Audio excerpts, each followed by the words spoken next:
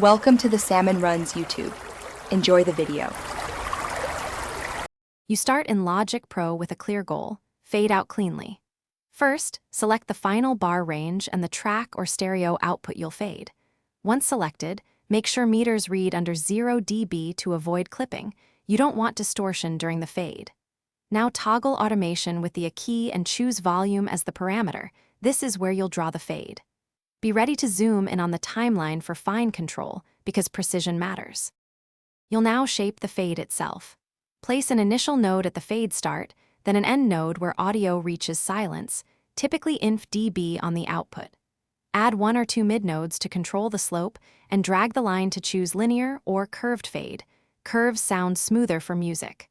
Once done, hold Control and drag to create precise micro-adjustments, and use the fine editing grid set to 1/10 or 1/100 if you need millisecond accuracy. To finish, play through the fade at full mix level, and then bounce or export the file to confirm it renders as intended. If you hear clicks or abrupt artifacts, insert a tiny crossfade of 5 to 20 ms on the region boundary or soften the automation curve.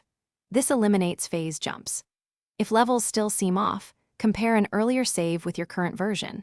You can quickly undo or a /b test at a -6 dB reference to verify transparency. Save when satisfied.